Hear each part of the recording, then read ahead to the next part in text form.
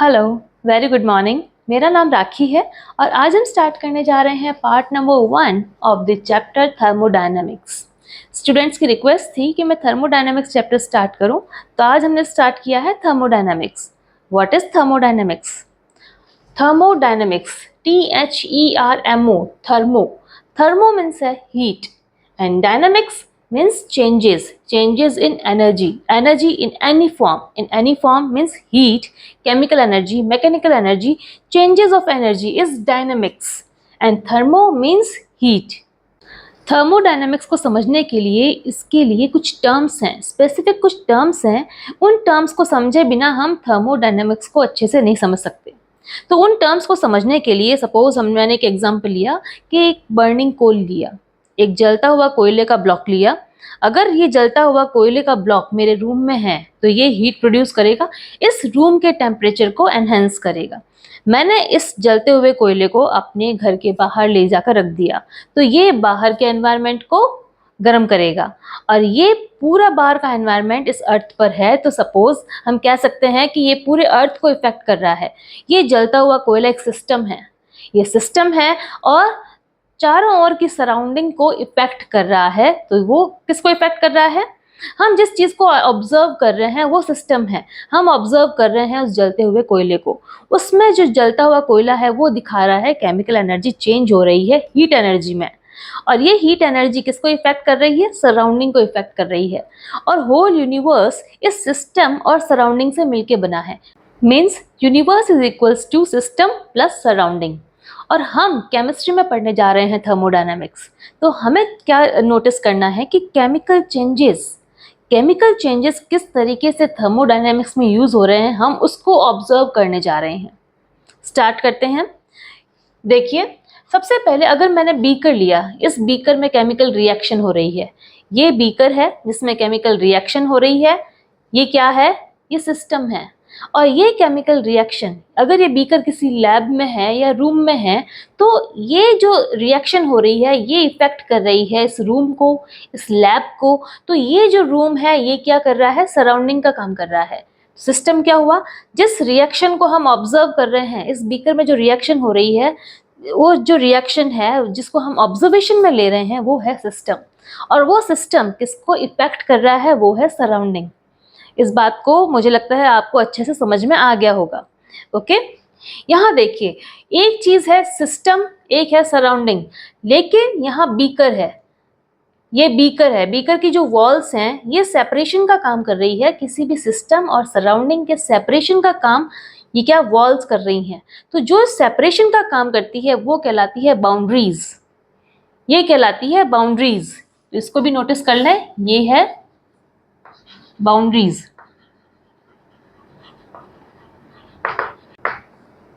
Universe is equals to system plus surrounding. Universe क्या है? System और सराउंडिंग का सब टोटल है universe. System can be classify into 3 types. System जो है ये भी 3 टाइप्स में क्लासिफाई हो रहा है। कौन कौन से? ओपन सिस्टम, क्लोज सिस्टम और आइसोलेटेड सिस्टम। ओपन सिस्टम क्या होता है? There is no restriction. Open system में कोई भी तरीके का रिस्ट्रिक्शन नहीं है। रिस्ट्रिक्शन की बात करें तो हम देख सकते हैं कि जब सिस्टम काम करता है तो सिस्टम में क्या क्या चीजें होती है। सिस्टम में होता है एक तो मैटर, एक है मैटर द्रव्य, और दूसरा है एनर्जी ऊर्जा। ये 2 चीजें सिस्टम में हैं। और ओपन सिस्टम की जब हम बात करते हैं तो देयर इज नो रिस्ट्रिक्शन कि यहाँ पर जो मैटर है, सपोज मैंने यहाँ क्या किया, ये बीकर में मैंने इस बीकर में मैंने बर्नर पर रख दिया है। इस बीकर को मैंने बर्नर पर रख दिया। फ्लेम स्टार्ट होने पर बीकर में प्रेजेंट वाटर बॉईल होगा और इसकी वाटर वेपर्स बनेंगी। ये वाटर वेपर्स इस रूम में भी जाएगी और साथ ही साथ जो हीट प्रोड्यूस होगी वो हीट जो है वो इसकी बाउंड्रीज वॉल से, बीकर की वॉल से ये टेम्परेचर बाहर जाएगा और साथ ही साथ ओपन लिड है तो यहाँ से भी बाहर जाएगा। यानी ओपन सिस्टम में मैटर और एनर्जी दोनों का ही ट्रांसफॉर्मेशन हो रहा है, दोनों का ही एक्सचेंज हो रहा है। तो इसमें कोई तरीके का रिस्ट्रिक्शन नहीं है, इसलिए कहा जा रहा है ओपन सिस्टम। ओपन सिस्टम क्या है? जिसमें कि मैटर और एनर्जी बोथ एक्सचेंज्ड। मैटर और एनर्जी दोनों ही एक्सचेंज हो रही है, ये है ओपन सिस्टम। सेकेंड सिस्टम है close system. Close system little restricted होता है। लिटिल रेस्ट्रिक्टेड क्यों? क्योंकि यहाँ आप देखिए, जब वाटर बॉईल होगा और इसकी स्टीम बनेगी और ये स्टीम जो है सराउंडिंग में जाएगी तो मैटर का एक्सचेंज होता है। सपोज यहाँ हमने बीकर के ऊपर इस बीकर को कवर कर दिया, इस बीकर को मैंने लिड से कवर कर दिया, ठीक है, इसको लिड से कवर कर दिया, तो क्या होगा, जब वाटर बॉईल होगा तो बीकर से बनने वाली जो स्टीम है, जो वाटर वेपर है, वो सराउंडिंग में नहीं जा पाएगी। लेकिन वाटर वेपर जो है, मैटर जो है, वो एक्सचेंज नहीं हुआ है, बट उसकी जो हीट है वो इसकी वॉल्स, बाउंड्रीज से जो है सराउंडिंग के कांटेक्ट करेगी और सराउंडिंग को भी गर्म करेगी। समझ रहे हैं इस बात को? इसमें मैटर का एक्सचेंज नहीं हो रहा है बट एनर्जी का एक्सचेंज हो रहा है। इसलिए कहा जा रहा है कि क्लोज सिस्टम में क्या होता है, energy can be exchange. Energy exchange हो सकती है लेकिन मैटर एक्सचेंज नहीं हो सकता। ये है क्लोज सिस्टम। थर्ड आता है आइसोलेटेड सिस्टम। आइसोलेटेड सिस्टम मोर रिस्ट्रिक्टेड। इसमें और भी ज़्यादा रिस्ट्रिक्शंस हैं। क्यों रिस्ट्रिक्शंस हैं?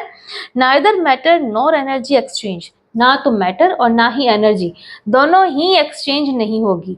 ऐसा क्यों कहा जा रहा है?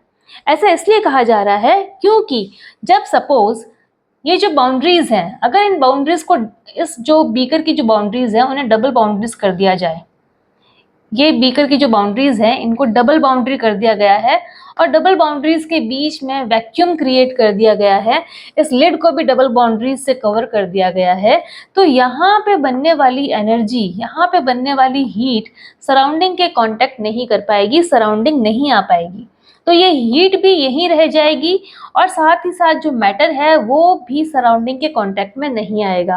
तो ऐसी कंडीशन में क्या होगा, ना तो एनर्जी का एक्सचेंज हो रहा है और ना ही मैटर का एक्सचेंज हो रहा है, तो ये कहलाता है आइसोलेटेड सिस्टम।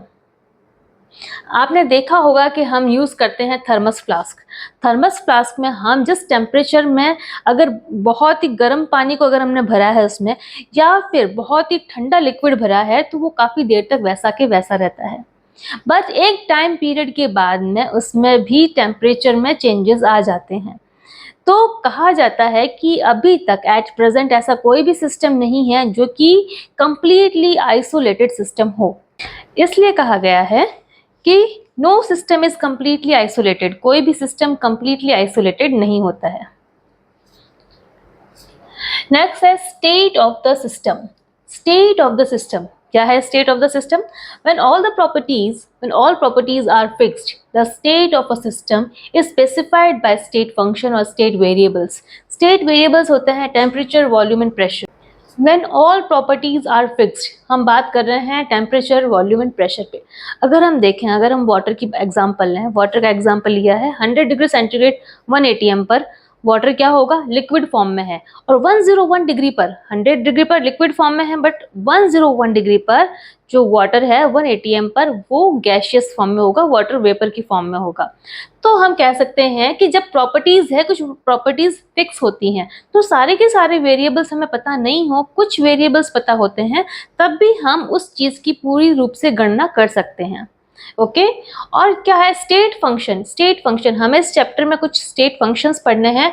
इंटरनल एनर्जी है और एंथैल्पी है, ये दो स्टेट फंक्शंस हैं जो कि हमारे इस चैप्टर में इंपॉर्टेंट हैं। तो सबसे पहले इंटरनल एनर्जी। इंटरनल एनर्जी को कैपिटल U से रिप्रेजेंट किया गया है। This is the quantity that represent the total energy of the system. Total energy, किसी भी सिस्टम की टोटल एनर्जी क्या है? इंटरनल एनर्जी है। U क्या है? इंटरनल एनर्जी, टोटल एनर्जी है। टोटल एनर्जी कैसे? जैसे U is equals to mechanical energy plus chemical energy plus electrical energy plus heat energy plus other energy, कोई भी फॉर्म में हो, सारी की सारी एनर्जीज, सारी की सारी सिस्टम की एनर्जीज जो होगी वो सारा जो टोटल है, सब टोटल क्या कहलाएगा? Internal energy, U। अच्छा, सिस्टम की इंटरनल एनर्जी A थी और A के बाद सिस्टम की इंटरनल एनर्जी बढ़कर B तक आ गई। ठीक है, तो सिस्टम की जो इंटरनल एनर्जी है A और B पोजीशन पे डिपेंड करती है। ये कोई पाथ पे डिपेंड नहीं करती कि A की जो एनर्जी है, जब A पोजीशन पे जो एनर्जी है वो बी तक किस रास्ते से पहुंची है? बी तक पहले स्लो हुई, फिर हाई हुई, फिर slow, then high, then reach to b. इस पाथ से कोई भी इसको इफेक्ट नहीं होता। इंटरनल एनर्जी केवल और केवल उन पॉइंट्स को डिफाइन करती है कि स्टार्टिंग की पोजीशन पे सिस्टम की एनर्जी ए है और एंडिंग पोजीशन पे सिस्टम की एनर्जी बी है। तो ये केवल उन पॉइंट्स पे, उन last first and last energy levels पे डिपेंड करती है, ये कोई पथ पे डिपेंड नहीं करती है। साथ ही साथ internal energy you of the system में चेंजेस, ये चेंजेस हो सकती है कैसे, कौन कौन सी कंडीशंस हैं? फर्स्ट है हीट पासेस इनटू और out of system. Heat passes करने पे सिस्टम, बहुत बार होता है कि सिस्टम कोई भी रिएक्शन एक्सोथर्मिक हो या एंडोथर्मिक हो, तो हीट देने पर सिस्टम की एनर्जीज में चेंजेस आते हैं। हीट देने पर या हीट एब्जॉर्ब कराने पर कैसे भी कंडीशन में हीट पासेस करेंगे, या तो इन या आउट, तो एनर्जी में, इंटरनल एनर्जी में यू में चेंजेस आते हैं। सेकेंड पॉइंट है वर्क इज डन ऑन और by the system. Work is done on the system और work is done by the system. अगर सिस्टम वर्क करेगा, अगर सिस्टम वर्क करेगा तो उसकी इंटरनल एनर्जी और डाउन डाउन हो जाएगी, और उसके ऊपर वर्क किया जाएगा तो सिस्टम की एनर्जी बढ़ जाएगी। समझ सकते हैं इस चीज को? मैटर एंटर्स और लीव द सिस्टम।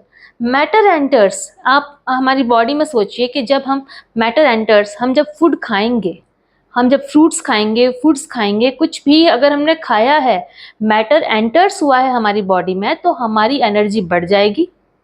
और सपोज हमने मैटर लीव्स, हमने वॉमिट कर दी, तो हमारी एनर्जी कम हो जाएगी।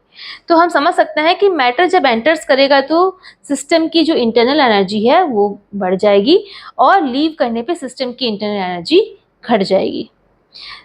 So internal energy is the state function. Internal energy क्या है? You is the state function. Part number 1 में इतना ही। मिलते हैं बच्चों पार्ट नंबर 2 में।